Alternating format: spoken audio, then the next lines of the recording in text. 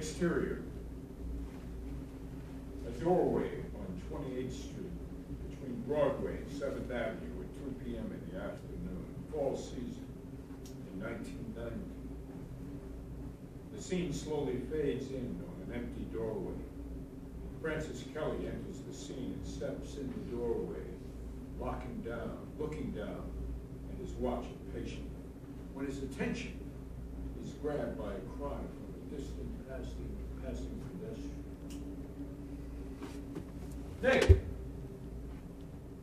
In an instant, he has a flashback of the face of a young man, completely bald with dark circles under his eyes.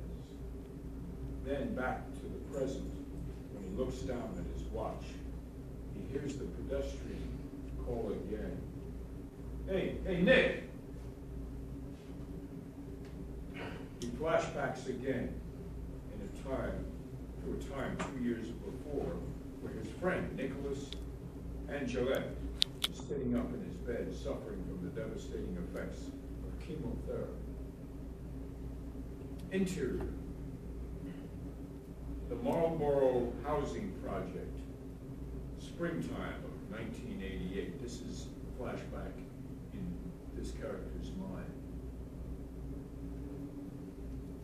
Afternoon, Nicholas Angelette's bedroom. Nick, where's the gun? Sold. Who would expect? He already asked us, Nick. He said you're full of shit. You gonna take his word over mine? You know? He's not even Puerto Rican. No.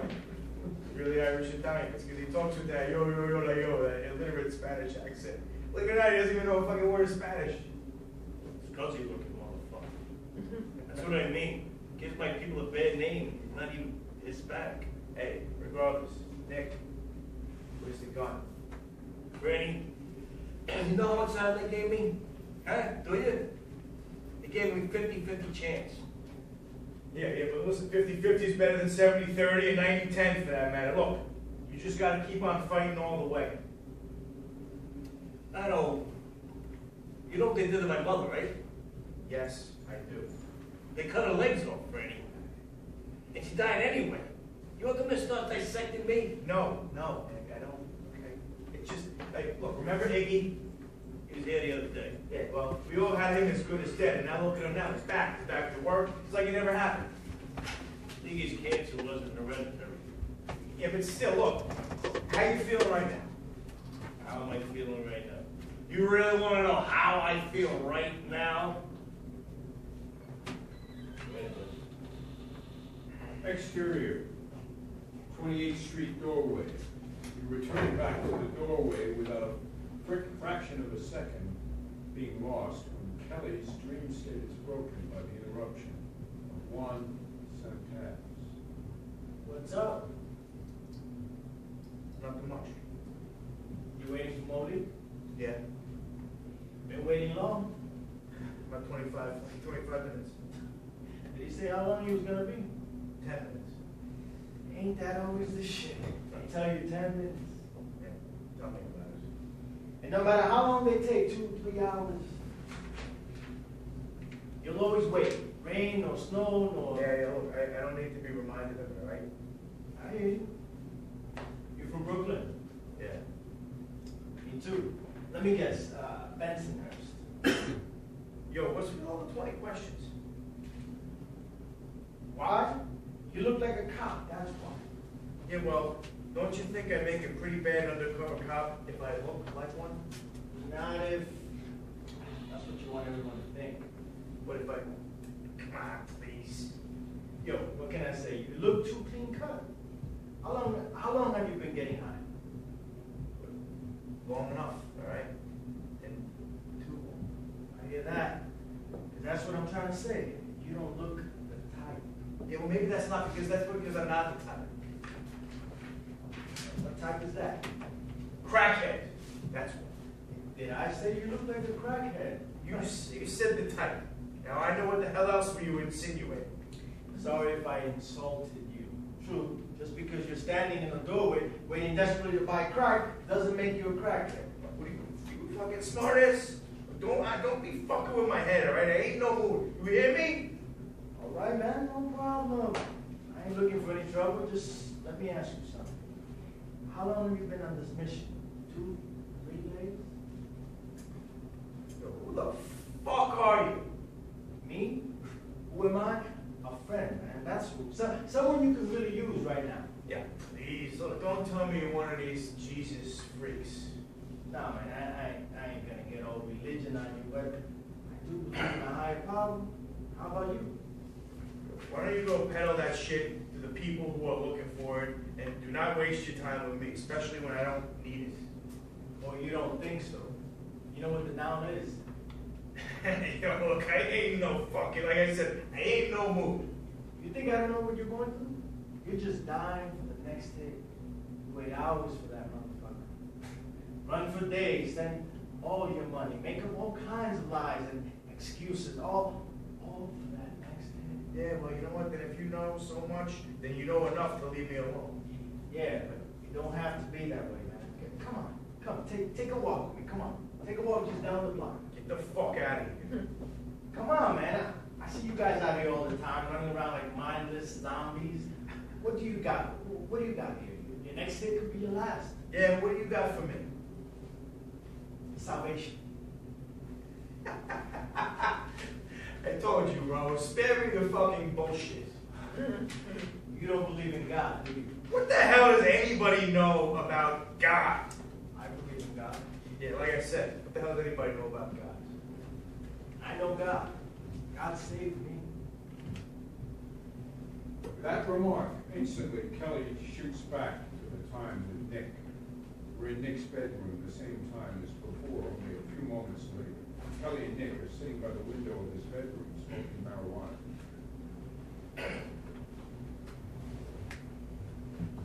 Yeah, because I can't have sex. I tried to have Marlene artificially inseminated. The doctors told me wouldn't do it. They said because the kid most likely will come out just like me when he's 27.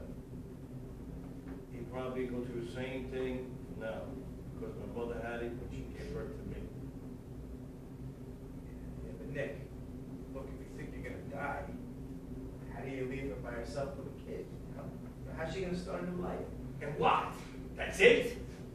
I just lived and died? Like, just like that?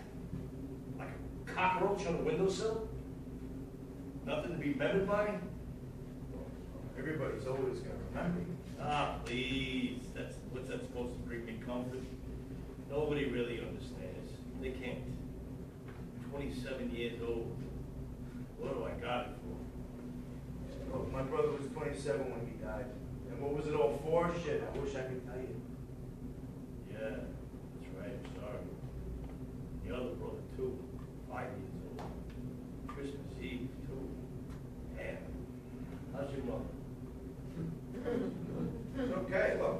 Remember in science class they used to say that energy is neither created nor destroyed, but transferred to another state? Yeah, but Yeah, well, I think that's how it is with us, you know? Our thoughts, who we are, stored in our brain, like the way a battery stores electricity. And when the physical structure is gone, I don't know, what happens to the energy? It's gotta go somewhere. talking about soul. That's another word for it. But when you think about what's the one thing that all religions have in common? Salvation. Yeah, but maybe what they're trying to say is finding contentment, you know? Like how some religions speak of finding salvation through pain, making peace with yourself before you die. I mean, look, that's why I think killing yourself is wrong. You just got to stick it out to the end, man, for your own sake. Look, there goes Harry Potter. Hey, Harry! Yeah, right. You're another king without a kingdom. Get a job, you loser. Lift me up. I want to flash this guy. Hey, Nick, come on. Have you been listening to anything I've been telling you? Bernie, that shit you're speaking might be new to you. I've been saying the same shit to myself. The very second of every hour of every fucking day since they told me I had cancer. I can't do it anymore, man. Suddenly Kelly breaks from his dream state and returns to the present moment without a friction of his second passing. And we're in the doorway on 28th Street. Oh, God saved you, huh? I'll tell you something, man. I almost had it up to here with you simple-minded fucks. God saved you. You know, look, I work in a major medical center, and I see death every day. You go take a walk through the children's ward where suffering is at its greatest and life's most innocent. Go ahead, you go tell them how God saved you. That's pretty selfish, don't you think? Yeah, well, I got to admit, that's pretty heavy stuff, but that doesn't mean that there isn't a God. Yeah, well, you know what? If there is, he's one pretty fucking sadistic bastard. That's kind of harsh, don't you think? Yeah, well, look, if I just said it, then I must be thinking it, right? That's not what I mean. I know what you mean. Look, it isn't just a medical center, man. I grew up in a housing project. I witnessed family, close friends, classmates, not to mention some miscellaneous, really good people, you know? Die. Really meaningless and terrible deaths. With other people's lives destroyed in the process. And for what, man? I can't answer that. Yeah, well, I can. You just can't handle it. But I'm not the one standing on the door waiting to score crack. Go fuck yourself. You sound like you have a lot of anger inside. Is that right? Yeah, I wonder where I get that from. You know, they say that's one of the prime reasons for addiction. Hey, look, I told you before, I ain't no fucking crackhead. I'm just getting high, all right? And as for the anger, you keep it up. You said you work in a medical center. What do you do? You gotta stop waiting. Look, I don't know you, you don't know me. Let's keep it that way. But we do know each other more than you think. How's that? We got the same disease. Yo, fuck you, man. I ain't got no fucking disease. Now, let me ask you something. What is it that you do for a living? But now, I work in my cousin's store. For now. All right, what you do before? Worked in a warehouse. Doing what, with the boxes? Yeah, so at least it's a good, honest living. All right, I'll give you that. I'm a licensed technician. What do you got? What are you, like EKG technician or something? Refrigeration. Wow, you must make some good money. Yeah, that. And you're standing in the doorway at 2 o'clock in the afternoon on a 2 or 3 day binge waiting to go crack. You know what? Fuck you. Yeah, well, maybe I haven't had the same work history as you, but then again, you haven't had the same connection I had. What do you mean? Sure. Being Puerto Rican gave you certain ins in the Hispanic community. I was getting deals no black boy could ever get. I was out there partying just like you. One day I run into this Dominican dude. He asked me if he could re-up at my crib. Hooked me up real good, so I tell him, no problem. When he finished, he threw me this huge rock and asked me if he could come back again. I said, sure, anytime, man. That was the biggest mistake of my life. He was back that night with friends and bitches before I could say anything. He showed me a big rock in my hand and told this fine bitch to go in the room with me. This went on for days. How'd you get out of it? Not really sure. That's why I tell you I have a belief in a higher power. This little voice kept telling me this can't go on forever. And when it comes down, it's gonna come down bad. Really bad. Yeah, that's called the conscious mind. Call it what you like. All I know, I have to get the hell out of there. Yeah, I know you made it, man. What makes you think I can't do the same? Because I didn't do it alone. My cousin got me into rehab for 30 days, then brought me to the rooms. The rooms. Yeah, man, the rooms. It's a place for people like you and me. You don't mean you're not talking about NA? You got it, man. Narcotics Anonymous. I told you before, man, just because I'm getting high doesn't mean I'm a crackhead. That's what we all say. Look, maybe you don't believe in a high power, but no matter how you look at it, you still owe yourself and the people who love you a healthy, productive, and prosperous life. What was it you said before about the people who died senseless and terrible deaths? What was it for? I'm sure it wasn't for this. I'm sure it wasn't for you to become another one of those tragic stories. some stranger finds you laying in the doorway dead from an exploded heart. You mentioned the lives that were destroyed in the process. Do you have a family? Do you have friends with them? Your life isn't totally your own.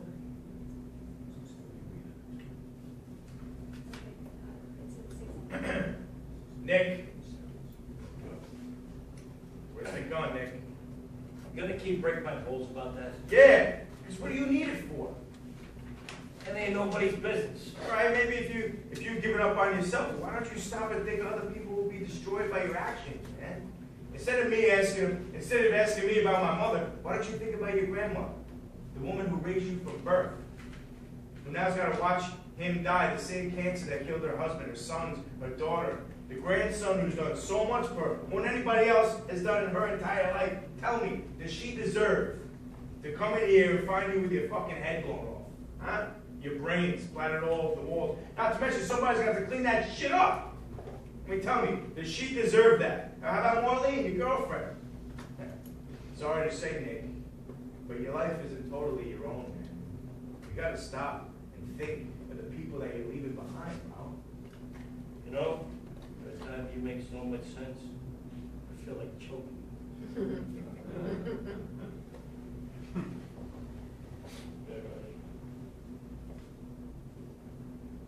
Roger.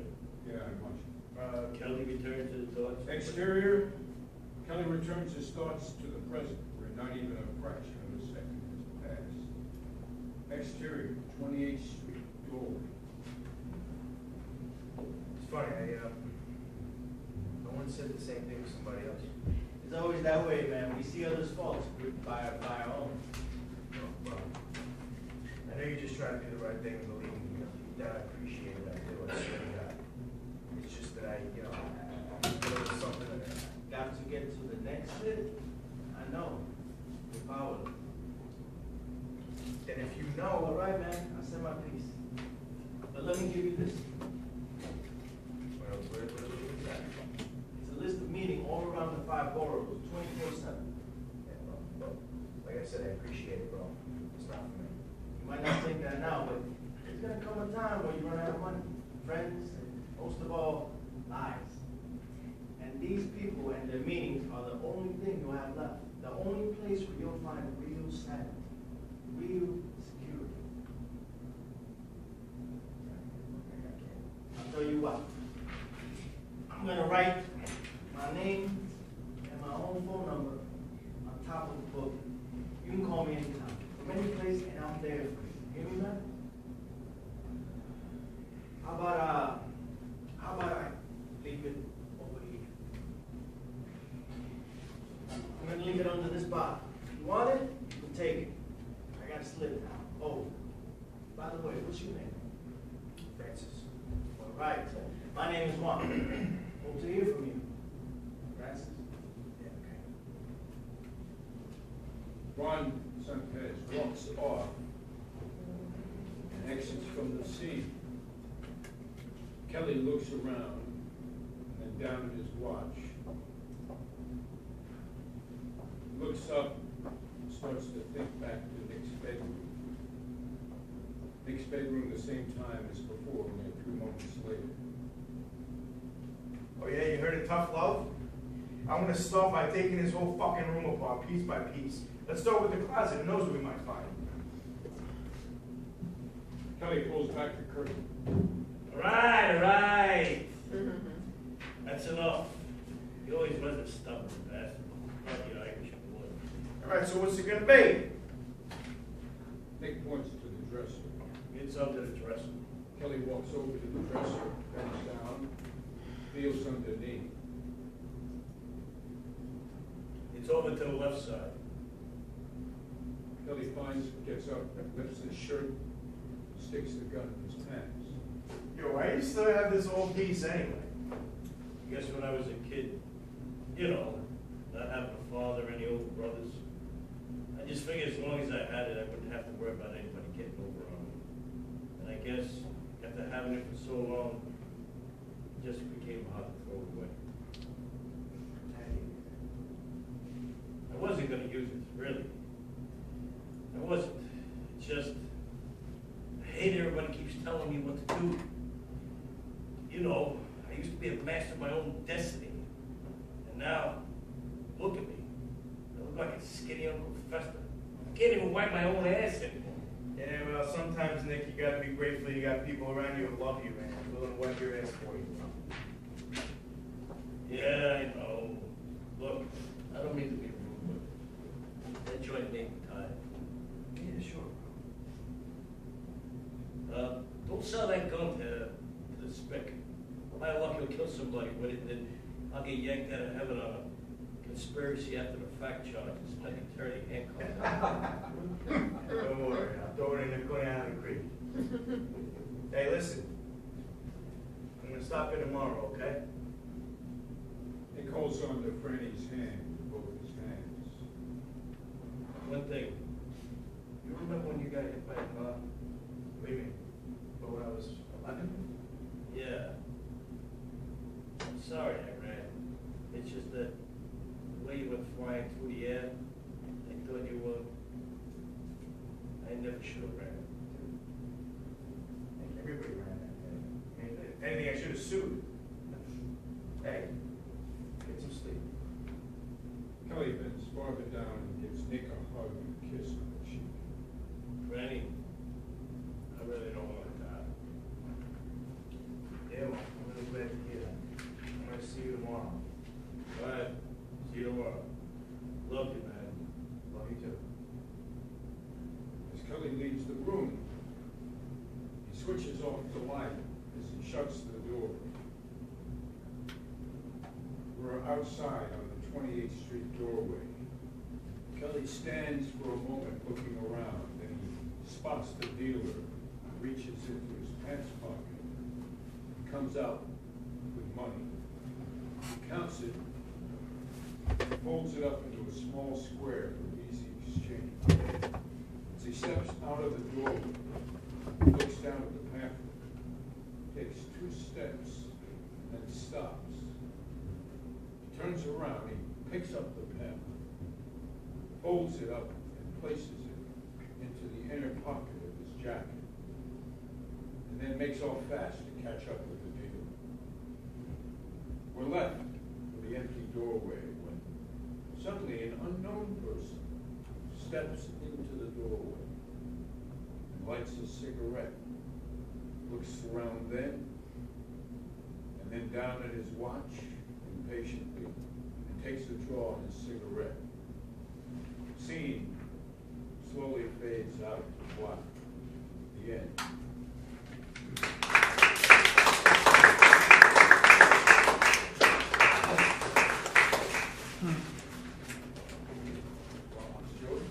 Okay.